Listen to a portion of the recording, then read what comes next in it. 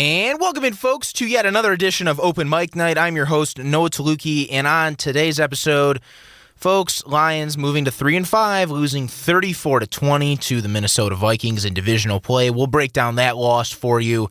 And when will this misery end with Matt Patricia and Bob Quinn? We'll break that more down for you. Also, we got Michigan and Michigan State football both losing. Football not really doing well in the state of Michigan right now. And joining us later will be Jeff Risdon, the managing editor for Lions Wire. He'll be talking more about this Lions team and what this team is going to be like moving forward with Bob Quinn and Matt Patricia. Should be a great interview. I'm really excited for it. But this 34-20 loss to the Vikings, just horrible football. Horrible football. You are a professional football team in the National Football League, and you can't even get 11 men on the football field in one of the biggest plays of the game. Dalvin Cook's 70-yard touchdown run in the third quarter, and there was only 10 men on the field for the Lions. I mean, it is almost laughable. This is like the Lions from the Matt Millen days. I mean, we have totally went back to the Lions from the mid-2000s. I mean, it's just hilarious. It's just hilarious what this football team has turned into with Matt Patricia and Bob Quinn. I mean, they've really let fans like me down. You know, when they were hired, it was all about, with the Patriot way. We're going to turn Detroit into the Detroit Patriots. All the ex-players, we're going to bring in all the ex-Patriots. We're going to bring in our Patriot philosophy. And what has that done to the Lions? They've been even worse. Worse. You know, Jim Caldwell, he wasn't all that good of a coach either. But to be fired for this? For this mess? For this train wreck with Bob Quinn and Matt Patricia? Jeez. I mean, it's pitiful. It's pitiful. This team is letting the fans down. The fans who breathe and bleed Honolulu blue and silver. There's just no way to put it other than that they're letting us down and they're not playing fundamental football. Like Matt Patricia preached. He preached when he was hired that it was fundamental football, just like Bill Belichick. You know, all about fundamentals. You know, and I thought maybe for that couple stretch of games with Jacksonville and Atlanta, I thought maybe that might be the spark for the team that they need to be a contender in this NFC North and make a playoff push. But nope, right back down to reality. The Colts game blown out and the Vikings game blown out, and just absolutely running it down our throats. The Vikings with about 250 yards on the ground. That's unacceptable. Unacceptable for a professional football team. And I think Matt Patricia and Bob Quinn are the reason why this has turned into a complete dumpster fire. But I have some hope because I think the misery is going to end pretty soon. If the Lions lose to Washington next week, which is a team that's like Jacksonville. A very, very beatable team. I mean, the Lions are favored in this game by 3.5. You don't see that too often, the Lions being favored in these games, especially at an abysmal 3-5 record. Favored by 3.5 points. If they lose to this Washington team, everybody needs to go. They need to fire Patricia and they need to fire Quinn right then and there on Black Monday, as it's called. After week 17. It's going to be Black Monday after they lose to Washington, if that happens. But if they beat Washington, but then, say, lose to the Panthers, and then they'll lose to the Texans on national TV on Thanksgiving, then fire them after Thanksgiving, kind of like what the Lions did with Steve Mariucci many, many moons ago, where they fired him basically after the Thanksgiving game against the Falcons, I believe, in 2005. So something along those lines. I don't want these guys to finish the season, especially if it's going to continue like this. I was all optimistic to you guys a few weeks ago. You know, I thought this was it. This was going to be the turning point, the miraculous win against Atlanta. I've given them chances. I've given them many, many chances, way too many chances. And I'm done. I'm officially done. They need to get the heck out of there. Go find a job with the Patriots again, or go back to Belichick or something like that. These guys will never be general managers again, and they will never be a head coach again. They're done. They're going to be low-level assistants for the rest of their careers probably, or maybe Patricia will, get into the rocket science field. He'll get out of football completely. You look at these other NFL teams, guys like teams like Seattle, where they have a very energetic coach and everybody's happy and everybody wants to be there and everybody's smiling and a little bit of a hip hip hooray kind of thing. You just don't see that here. You don't see guys playing with energy anymore. You saw them playing with more energy against Jacksonville and Atlanta, easier teams to beat.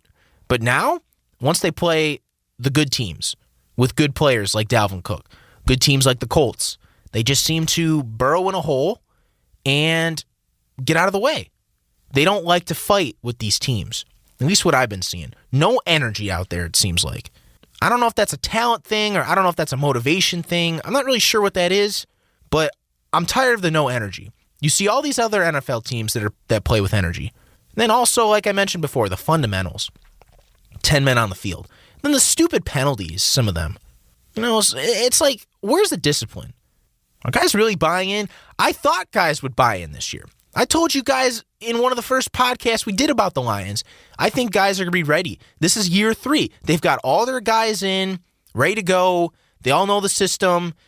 Matthew Stafford and I think Matt Prater and Don Muehlbach were like the only 3 guys on the team that were not Quinn signees or draftees.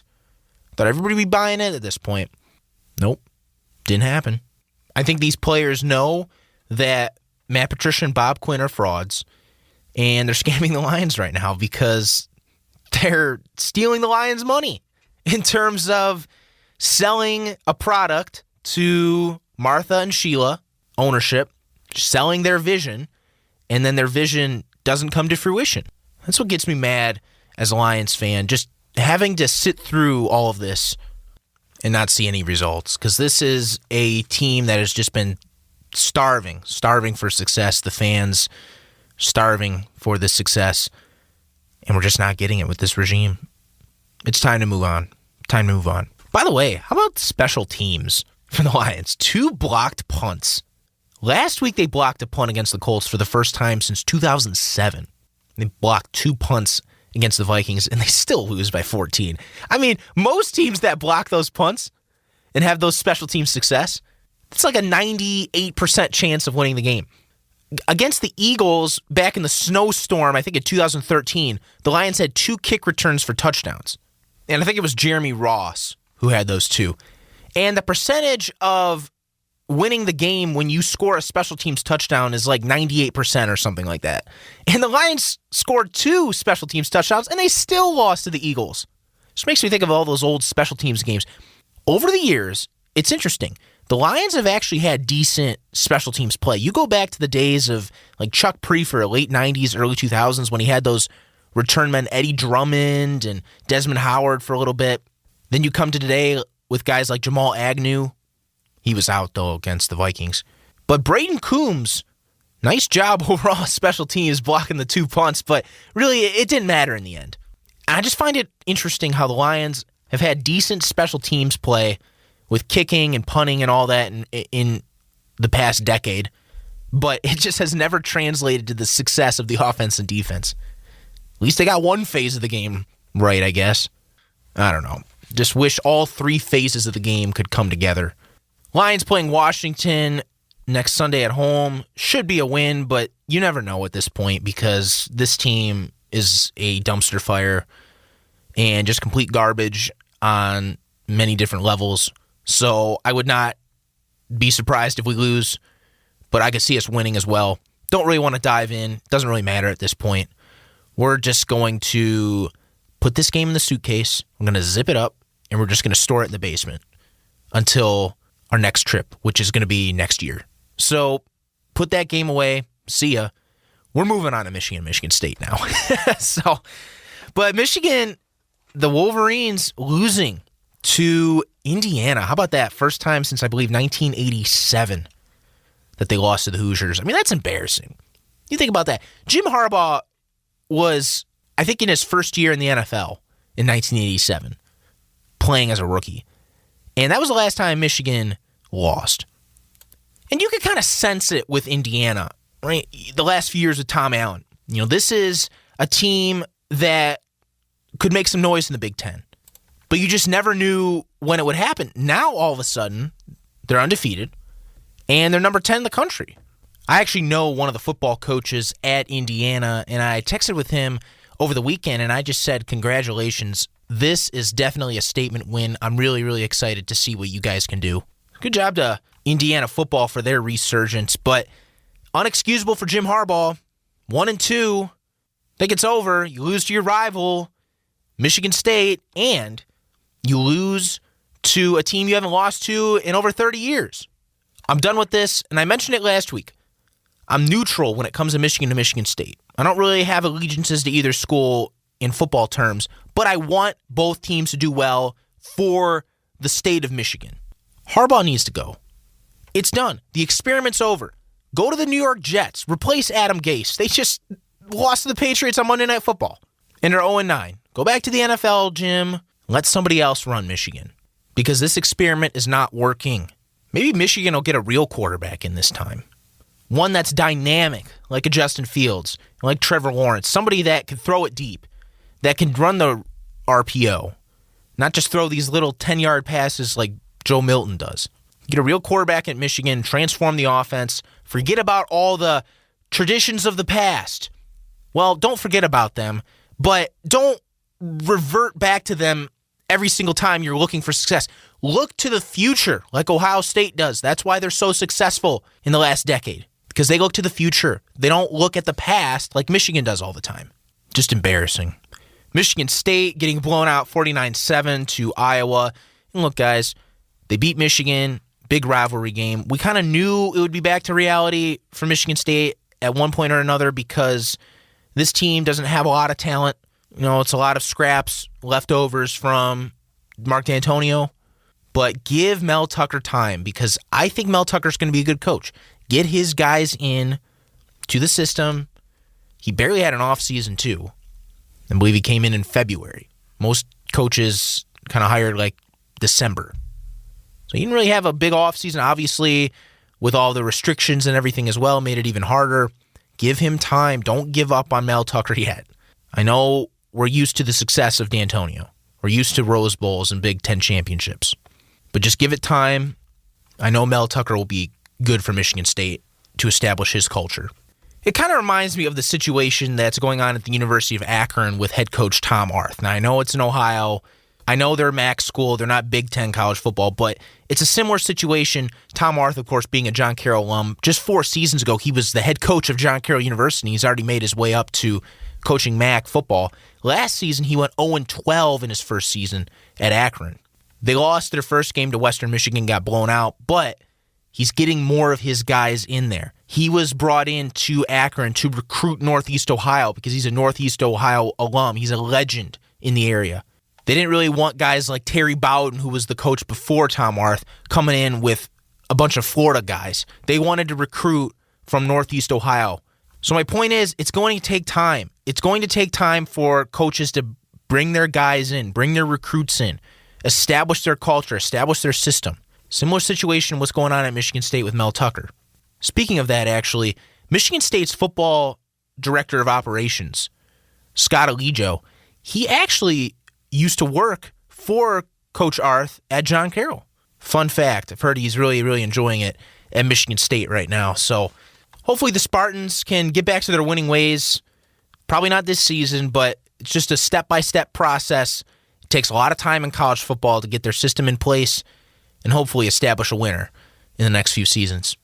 And joining us now here on Open Mic Night is Jeff Risdon. He's the managing editor for Lions Wire on the Lions Beat, and he also does some work for the Browns Wire as well. Jeff, thank you very much for joining us here on Open Mic Night today. Hey, my pleasure. Thanks for having me on. So, how did you get started, as a writer with the Lions Wire and then eventually with the Browns Wire as well? Yeah, so I've been covering the NFL in one form or another since 2004, primarily with Real GM. I've been collecting a paycheck from them since the 2004 season, which is an eternity in this business. So I grew up in Cleveland, the Cleveland area, went to Ohio U, grew up a Lions fan in Cleveland, which is kind of weird, but that's a very long story that we don't need to get into. But I have allegiances to both teams. My family still lives in the Cleveland area. I am a fan of all the other Cleveland teams. And I like it when the Browns do well, but I don't have an emotional attachment to them. That goes with the Lions, which most years is better than being the Cleveland side, but this year not so much. So I had been writing off and on for a bunch of different places. I did Detroit Lions Draft for a while, which was part of the USA Today network. I did that from 2009 to 2014, I think it was. Covered them for Bleacher Report for a couple of years, and then wound up getting in. They fired up the wires, and wound up getting in. I actually did the Browns and Texans wire first. I have connections to Houston. I lived there from 2010 to 2013. My family is all Texans fans from that era, so I did that. And then the Lions wire gig opened up in 18.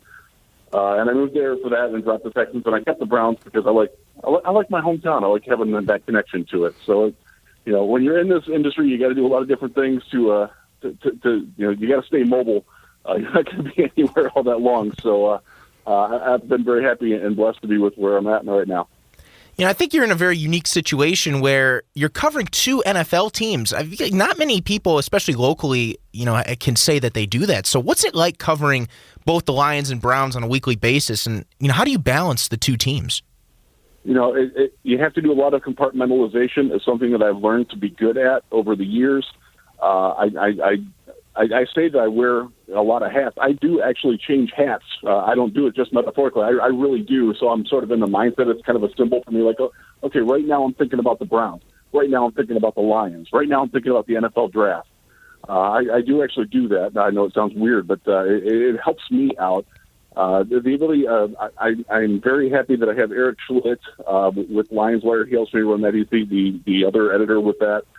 He winds up doing most of the stuff on game days, which takes a lot of stress out in terms of, it's very difficult to watch two football games at the same time. I do it every week, but only having to report on one of them makes it a lot easier. But yeah, it's a challenge. It's fun. It doesn't give me a lot of free time. I don't really do a lot outside of it. It is very encompassing, but it also leads me to. There is a lot of crossover in terms of, like draft coverage and like common opponents. Like as an example, the Lions are playing the Browns are playing the Texans this weekend. Then the Lions play them in 2 weeks. So I wind up getting familiar with the opponents in one form or another, and it winds up giving me a better angle than a lot of other people get just because I've seen the teams play. I just had that with the Colts actually because they played both teams. So there's some things where it plays itself into being an advantage, but there's other times where it's like I've only done it a couple of times where I've switched up and screwed up and been like, I should be talking about the Browns now, but I'm actually talking about the Lions or vice versa. Doesn't happen often, but it is embarrassing when that happens. So speaking of this Lions team. What's going on with them? I mean, it seems like they're just not playing fundamental football that Matt Patricia really has preached since the time he got here. I mean, you look at the 10 men on the field for Dalvin Cook's 70-yard touchdown run against the Vikings. Why is it that the Lions just aren't playing this fundamental football? I think one of the things is I don't think Matt Patricia is a very good head coach. I'll get that all right in front. I think that his time is coming to an end. And one of the reasons why is because he says a lot of things, but he never backs anything up. There's no accountability for his actions. When players play poorly, they don't seem to – he doesn't do anything about it. Go run the hill. Okay, that's fine. That's middle school. They're not getting punished by losing playing time. They're not being challenged for their position on the field. And the players see through that. They understand that, okay, well, why aren't there any negative consequences for you making mistakes? And there aren't any yet with Patricia. And I think that sort of permeates the entire organization right now. The lack of accountability, the lack of trust, the lack of professionalism. It's tough to escape that culture. He tried to overhaul a fairly complacent culture under Jim Caldwell, who was a pretty good coach, but not a good enough coach. And they went in a different direction, and it just hasn't worked. It's tough. They're three wins this year. They got 3 wins last year. They had 6 wins the year before that. When 9 and 7 wasn't good enough in Caldwell's last year, and you've won 9 games in the 3 years since, I think it's pretty self-explanatory that what you're doing just isn't working.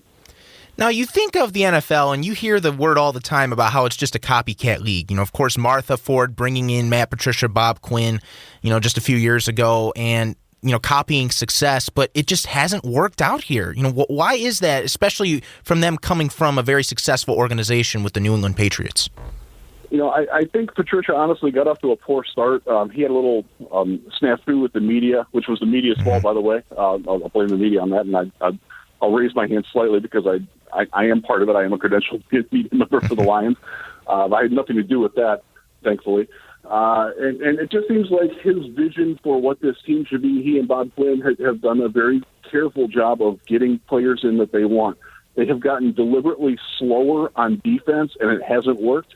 They're very passive on defense. They believe in the coverage sack over the pass rush, creating the opportunity.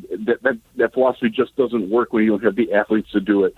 It's a philosophy that they tried and it failed, and that's the defensive side. Offensive side, they are so heavily reliant on Matthew Stafford being Superman, and it's he does it at times, but again, they are the slowest team in the NFL.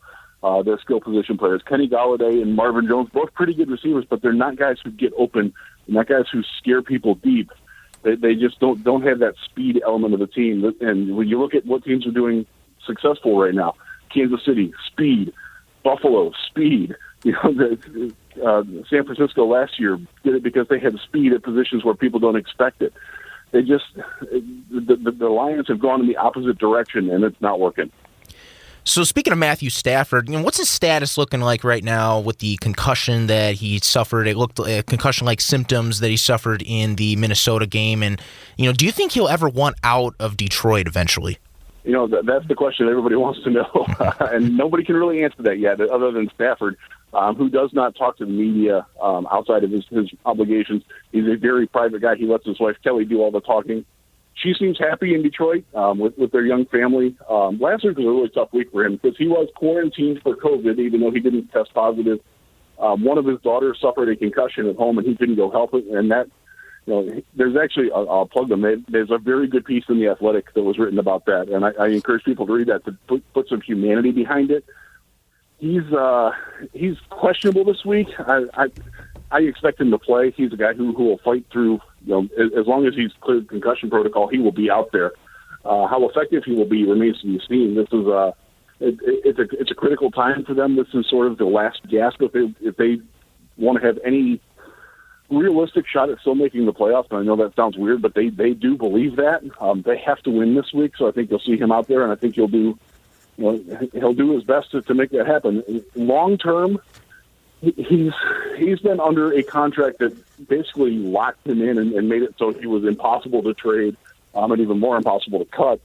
They're sort of out from under that this off season. And if they were looking to move, if they're looking to rebuild, with the new GM, new head coach, and they just want to, clear the deck, then he could get moved. Now, he's very popular with the Ford family who maintains ownership. They would go to him first and ask him, and if he wants to be part of the team, they would comply with that. I don't have any doubt about that. But if he says, I'll do what's best for the team, and if they think that the best for the team is moving him, and I could see it happening. It depends a lot on who's going to be running this team next year. If it's Bob Quinn and Matt Patricia still, hopefully not, but it could happen. Then Stafford would certainly be back. I had a question for you about the offensive line. Just a few weeks ago against the Colts, I don't know if you noticed the different offensive line combination that the Lions went with. They had, I believe they moved Vitae down to right tackle. They put Joe Dahl at right guard, left Tyrell Crosby out of the mix. What happened to the consistency? Because they were really winning, those games against Jacksonville, Atlanta, all that with that offensive line combination. So what happened to the consistency there? Yeah, that's a good question. Last year they actually did a offensive guard rotation by design, and all of them said that they liked it. They have gotten away from it this year in part because Jonah Jackson has been good at left guard. He's sort of regressed a little bit or hit a rookie wall. They've had a few injuries here and there, but they have definitely not played well. Big V Vitae is a very interesting case because he was signed to be the right tackle. He wasn't better than Tyrell Crosby, who is late round pick playing out his string. He's okay. He's probably best served as your swing tackle, but the fact that Big D couldn't beat him out was a problem. They put him at guard where he just isn't good at all, and I think they're trying to find a role to justify why they're paying him $9 million a year. When they justified not paying Graham Glasgow the same money to go away, and he was better. He's playing better in Denver than what Big V is. That's one of the many issues that I have with the Lions and a lot of fans do too. Question about management again. So do you see Bob Quinn and Matt Patricia being fired, especially obviously right now, do you see him being fired during the season, or do you think the Ford family will maybe wait till after the season to pull the plug? I don't see it happening before Thanksgiving. I think if they get embarrassed on national TV by Houston, a team that already fired its coach and GM, who was the same guy, I think that could be the straw that breaks the camel's back. I don't think that otherwise that they will do it until the end of the season. There's not a real advantage to be gained. They would be the third team making the firing in the season, so you're not getting the jump on Atlanta or Houston in terms of courting the next GM and the next head coach. So it doesn't seem likely that they. I think it would be one of those cases where, let's say they lose week 15, and they're 4-11 or 4-10 going in the last 2 weeks. I think then they would say, you know what, you guys are done, but you're going to finish this year out and do with it. I think that's the most likely scenario that they would be fired in the season. But I really do think that Matt Patricia is on the sidelines in week 17. I want to play a game for a quick minute here. If you were Sheila Ford, the owner of the Lions, who would be your ideal general manager and coach of this team moving forward? So the GM is actually, to go to Atlanta for a second, they just fired Tom Dimitroff. He would be my guy of guys who are available right now, certainly. He's got experience as a GM. That's going to be a big thing for me personally. This team has not hired a GM that's had experience in a very long time. I think I'm tired of the GM learning how to be a GM on the job. I want him to have had experience coming in. Dimitroff built a consistent winner in Atlanta around a similar quarterback to Matthew Stafford and Matt Ryan. They're actually good friends, which sort of plays into that. He was adaptive to his needs. He went out and acquired premium talent when he needed it. Trading for Alex Mack was a huge deal, or signing him. Very smart, prudent free agent moves, and they pre-marketed some of their own free agents. The guy knows how to run a team and build a winner. So that he would be my primary GM guy. There's some other guys that are out there that certainly are interesting. Head coach, I am actually a Marvin Lewis fan from what he did in Cincinnati, keeping with the theme. They haven't hired a coach in a long time that's had previous coaching experience, and I don't want a coach learning how to coach on the job. I want a guy who's done it before. Marvin Lewis won for years and years and years in Cincinnati. The Bengals probably have the worst ownership situation outside of maybe Washington in professional sports. And he won there with years and years of cash. Now, he didn't win a playoff game for various reasons, but he got them there. They were consistently competitive. They were fun. They got to the postseason a lot. They had an identity. They had I think Marvin carries a certain gravitas to him that I think would play very well in Detroit. So he would be my top choice for coach. Final question for you, Jeff. You've seen this team the last few weeks, and they just consistently get pounded on, in the trenches in the offensive, defensive lines against the Colts and the Vikings. They just ran all over them. It seems like they've really showed, little fight in these. Has this team quit this season at all by this point? I don't think so. I think it's more that they're just not very good. Their run defense specifically is designed to funnel, have your defensive line take care of blocking, and your linebackers make plays. And their linebackers are Jelani Tavai and Christian Jones, and they're just not very good at their jobs. They're slow, to go back to that. Jamie Collins could be construed as possibly quitting, and that's something that, covering the Browns when they were winless, he certainly did that there. And I'm a little bit worried about him on that. But I don't think they've quit. I just think that their talent ceiling for what they want to do is sort of limiting. They're a higher floor than like Jacksonville or the Jets or the Giants or the Cowboys even. But their ceiling is so low, and that's sort of their limiting factor right now. Jeff Risdon, managing editor for Lions Wire on the Lions Beat. You can follow him on Twitter at Jeff Risdon, Risdon, and you can follow the Lions Wire at the Lions Wire on Twitter. Jeff, thank you very much again for joining us. My pleasure. Thanks for having me on. I want to thank Jeff Risdon again for coming on to Open Mic Night. Great interview. Answered a lot of my Lions questions because I'm just very concerned about this football team right now, and I want to know why. Why aren't they having success right now? I think Jeff did a great job of answering those questions. Make sure to follow the network at Detroit Podcast on Twitter.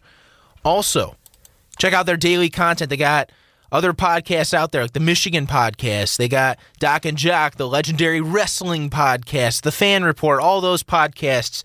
Listen to them. They are awesome. Great insights. They do a great job over there at the podcast network.